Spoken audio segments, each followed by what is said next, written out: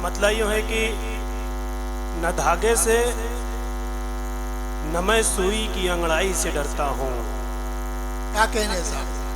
न धागे से न मैं चूड़ी की अंगड़ाई से डरता, न मैं सुई की अंगड़ाई से डरता हूँ। मैं जख्मों की मगर हल्की सी तुरपाई से डरता हूँ। शुक्रिया दोस्तों।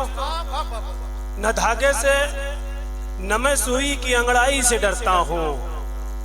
मैं जख्मों की मगर हल्की सी तुरपाई से डरता हूँ। और मैं चुप हूँ इसलिए अजमल कहीं आंगन न बढ़ जाए, मगर दुनिया समझती है कि मैं भाई से डरता हूँ।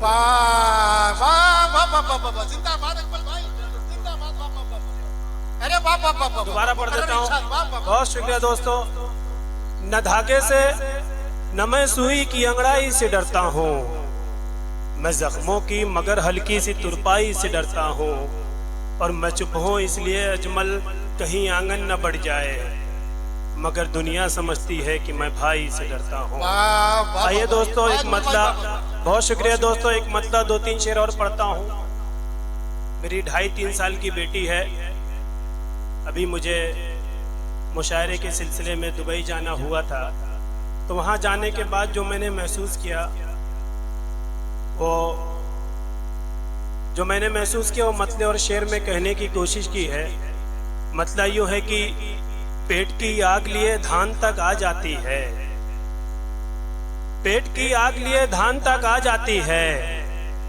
एक चिड़िया है जो खलियान तक आ जाती है, एक चिड़िया है जो खलियान तक आ जाती है।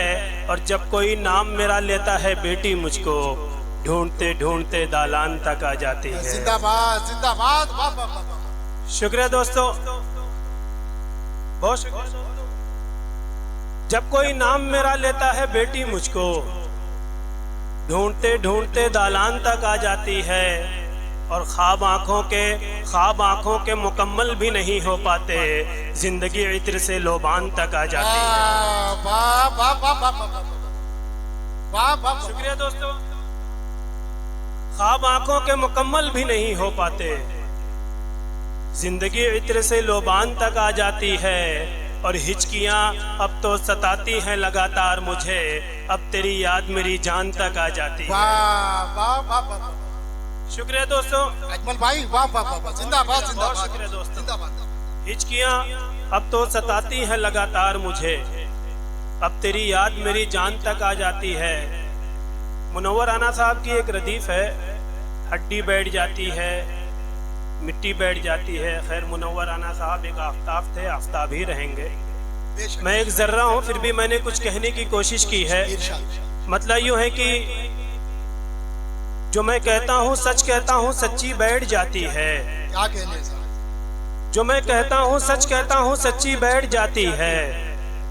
मियाँ इतने दिनों में तो अंगूठी बैठ जाती है, मियाँ इतने दिनों में तो अंगूठी बैठ जाती है। और ये बच्चों का मुकद्दर है जो अब तक चल रहा हूँ मैं, ये बच्चों का मुकद्दर है जो अब तक चल रहा हूँ मैं, वगरना इतना बल पड़ते ही मिट्टी बैठ जाती है। जिंदाबाद अकबर भाई, जिंदाबाद दोस्तों। ये बच्चों का मुकद्दर है जो अब तक चल रहा हूँ मैं, वगरना इतना बल पड़ते ही मिट्टी बैठ जाती है। और चलो घर लौट चलते हैं, जरूरत का तकाजा है, सुना है 2 कदम चलते ही दादी बैठ जाती है। शुक्रिया दोस्तों। चलो घर लौट चलते हैं, जरूरत का तकाजा है, सुना है 2 कदम चलते ही दादी बैठ जाती है।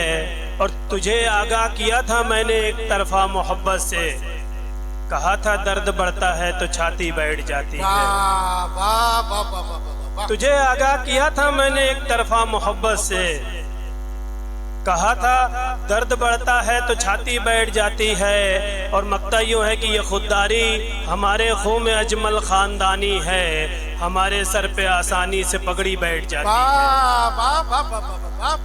शुक्रिया दोस्तों, बड़े ही खूबसूरत शेर हमारे आपके दिल की बात कर रहे हैं जनाब अजमल आरिफ साहब। दोस्तों एक मरतबा फिर तालियों से इस्तेमाल कीजिएगा।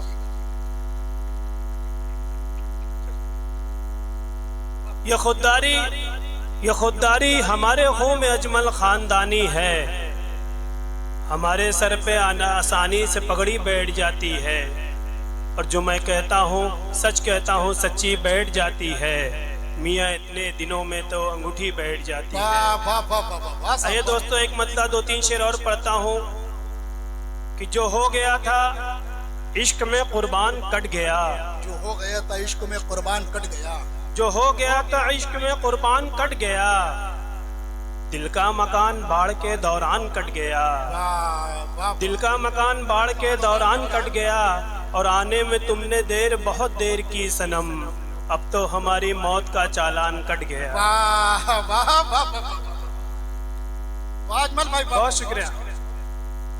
आने में तुमने देर बहुत देर की सनम, अब तो हमारी मौत का चालान कट गया, और बंटवारा क्या हुआ, बंटवारा क्या हुआ मेरे कच्चे मकान का, माँ जिसमें लेटती थी वो दालान कट गया।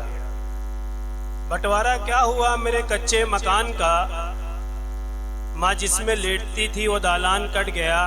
आखिर के एक गजल और मतलब है कि ये गूंगा बोल पड़ता है, ये गूंगी बोल पड़ती है, गूंगा बोल पड़ता है कि गूंगी बोल पड़ती है, ये गूंगा बोल पड़ता है, ये गूंगी बोल पड़ती है, हमारे लौट आने से ये बस्ती बोल पड़ती है, क्या कहने साहब, हमारे लौट आने से ये बस्ती बोल पड़ती है, और यही इनाम है मेरी वफादारी का, जब कोई मुझे गद्दार कहता है तो मिट्टी बोल पड़ती है। है वाह वाह वाह अजमल भाई जिंदाबाद, वाह वाह वाह वाह वाह, बहुत शुक्रिया दोस्तों। जिंदाबाद, वाह वाह। यही इनाम है मेरी वफादारी का, जब कोई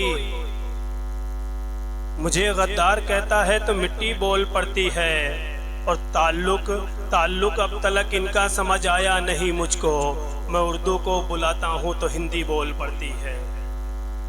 ताल्लुक अब तलक इनका समझ आया नहीं मुझको, मैं उर्दू को बुलाता हूँ तो हिंदी बोल पड़ती है, और छुपा लेता हूँ दुनिया से मैं अपनी भूख को, लेकिन मेरे चेहरे की उलझन से गरीबी बोल पड़ती है। वाह वाह वाह वाह वाह वाह, शुक्रिया दोस्तों।